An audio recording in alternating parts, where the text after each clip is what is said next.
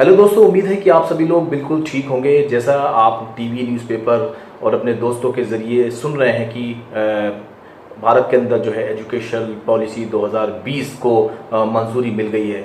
आइए आज हम कुछ इम्पोर्टेंट पॉइंट्स इस जो नई पॉलिसी के अंदर हैं उसके बारे में एक ब्रीफ में डिस्कशन करते हैं और शुरुआत करते हैं कि भारत की जो नई शिक्षा नीति जो 2020 है इसे भारत सरकार द्वारा 29 जुलाई 2020 को मंजूरी दे दी गई। और ये जो शिक्षा नीति है ये 1986 के बाद लगभग 34 वर्षों के बाद एक नए रूप में आई है। इसके अंदर जो है मानव संसाधन मंत्रालय जो है वर्तमान में उसका नाम बदल के जो है वो मिनिस्ट्री ऑफ एजुकेशन यानी कि शिक्षा मंत्रालय करने का जो है इसमें फैसला लिया गया है।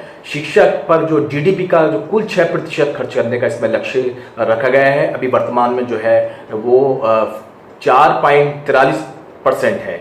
एजुकेशन पॉलिसी में टीचर के प्रशिक्षण, उनकी ट्रेनिंग, उनकी कैपेसिटी बिल्डिंग को लेकर बहुत ज़्यादा जोर दिया गया है। और जो प्राइवेट स्कूल्स हैं या यूनिवर्सिटीज़ हैं उनकी जो अपनी मनमानी जो फीस का जो स्ट्रक्चर है उस पे को भी इसमें रोकने का जो है वो प्रयास किया गया। 31 मई 2019 को 9 कमेटी सदस्यों की कमेटी ने इस जो नई शिक्षा नीति का एक ड्राफ्ट तैयार किया गया और उसको एचआरडी मिनिस्टर को उन्होंने सौंपा।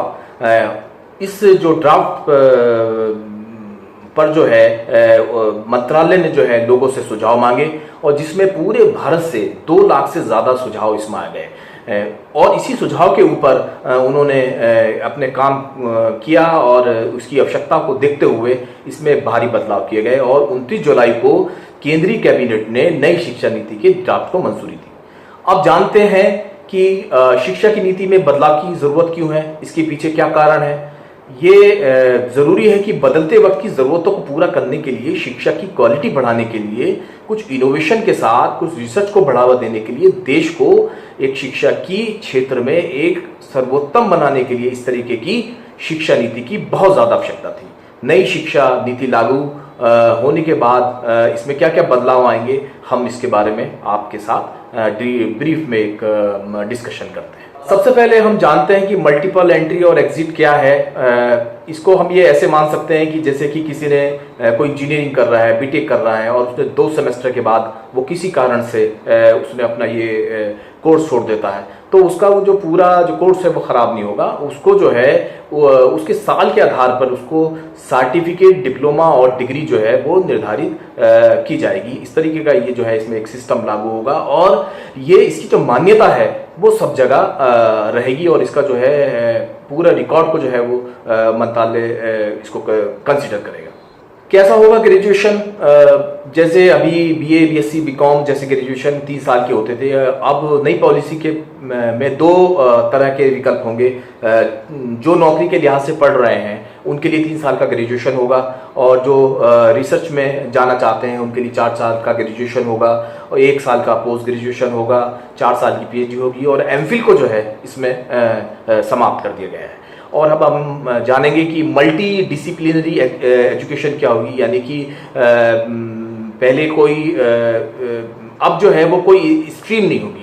आप मन चाहे सब्जेक्ट ले सकते हैं। जैसे अगर कोई केमिस्ट्री में ग्रेजुएशन कर रहा है और उसको कोई म्यूजिक में इंटरेस्ट है तो म्यूजिक भी वो साथ में अपनी केमिस्ट्री के साथ पढ़ सकता है। और आर्ट्स और साइंस के जो विषय हैं वो अलग अलग नहीं रखे जाएंगे। हाँ, हालांकि इसमें जो कुछ मेजर और जो माइनर सब्जेक्ट के कुछ प्रोविजंस रखे गए हैं, उनको क्लासिफाइड किया गया है। वो इस तरीके से आपको अपने ऑप्शन में जाना पड़ेगा और उसका चुनाव करना पड़ेगा। हायर एजुकेशन में जैसे आप जानते हैं कि एक अभी यूजीसी और एआईसीटी जैसे जो महत्वपूर्ण जो संस्थाएं हैं वो हायर एजुकेशन के रेगुलेशन के लिए बनी है। तो अभी जो है वो सिंगल जो है वो रेगुलेटर बनाया जाएगा और उसके साथ ही जो हायर एजुकेशन में जो 3.5 करोड़ जो है वो नई जो है वो कोर्स की सीटें जो है इसमें जुड़ी जाएंगी। देश भर की हर यूनिवर्सिटी में एक ही तरीके का जो है जो एजुकेशन स्टैंडर्ड होगा, चाहे वो सेंट्रल यूनिवर्सिटीज़ हो, चाहे वो आपकी स्टेट यूनिवर्सिटीज़ हो या डीम्ड यूनिवर्सिटीज़ हो, उनमें सबका एक सा होगा और वो किसी भी राज्य में पढ़ाई जो है वो अलग अलग तरीके से नहीं चलाई जाएगी। वर्ल्ड क्लास जो यूनिवर्सिटीज़ हैं उनको देश में आने का और कैंपस खोलने की उनको अनुमति दी जाएगी और अब स्कूलों में क्या बदलेगा ये भी हम स्कूलों में क्या बदलेगा यानी कि नर्सरी से लेके 12वीं तक क्या होगा।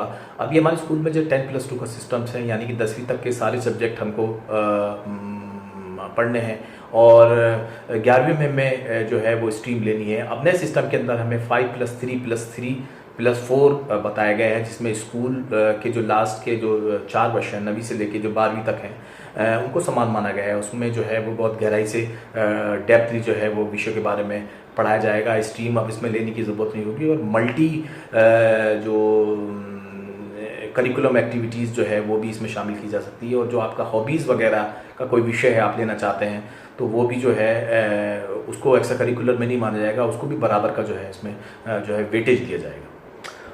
3 से 6 साल के बच्चों को अलग पाठ्यक्रम तय होगा, जिसमें उन्हें खेल के तरीकों के माध्यम से जो है उनको सिखाया जाएगा और उनकी एक अलग तरीके की जो है वो जो ट्रेनिंग होगी।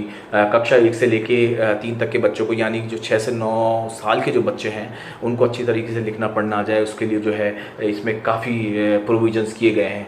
और अगर कक्षा 6 से ही बच्चों को जो है वोकेशनल कोर्स की तरफ जो है मोटिवेट किया जाएगा कि अगर कोई बच्चा जो है वो पढ़ाई के साथ साथ जो है वो अपनी कोई स्किल ट्रेनिंग से लेना चाहता है, चाहे वो कारपेंट्री में हो या पेंटिंग में हो या और किसी तरीके की उसकी जो है वो स्किल हो जिसमें वो आगे जाना चाहता है, तो उसमें भी ये शिक्षा के अंदर ये इस तरीके के प्रावधान रखे गए हैं। स्कूलों के सिलेबस में भी बदलाव किया जाएगा, नए सिरे से पाठ्यक्रम तैयार किए जाएंगे और पूरे देश में एक समान शिक्षा पर जोर दिया जाएगा। और मदर लैंग्वेज को लेके इसमें काफ़ी प्रोविजंस रखे गए हैं कि कोई भी बच्चा जो है कक्षा 1 से लेके और 5वीं तक अगर वो अपनी मदर लैंग्वेज के अंदर पढ़ना चाहता है तो वो पढ़ाई कर सकता है। रीजनल लैंग्वेज में भी वो अपनी पढ़ाई कर सकता है और कोई भी जो भाषा है उस पर थोपी नहीं जाएगी, कोई किसी के लिए उसको बाध्य नहीं किया जाएगा।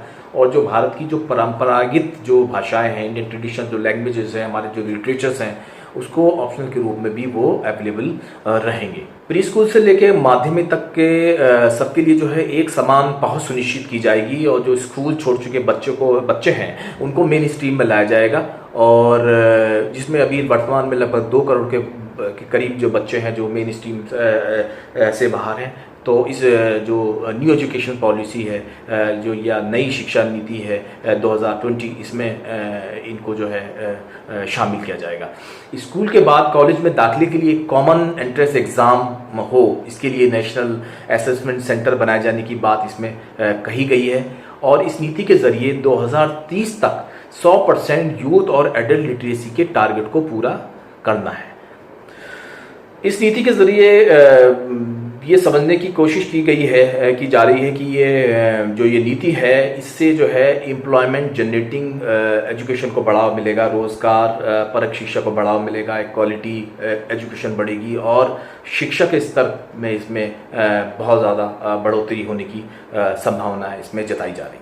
दोस्तों, विश्वास है कि आपको ये जानकारी ज़रूर पसंद आई होगी। आप इसको अपने सभी दोस्तों को, पेरेंट्स को, टीचर को शेयर करें, सब्सक्राइब करें, लाइक करें। मैं आपको नई नई नॉलेज की बातें आपके साथ शेयर करता रहूँगा। दोस्तों, अपना ख्याल रखिएगा और मुझे उम्मीद है आपको ये ज़रूर पसंद आया होगा। बहुत बहुत धन्यवाद आपका। जय हिंद।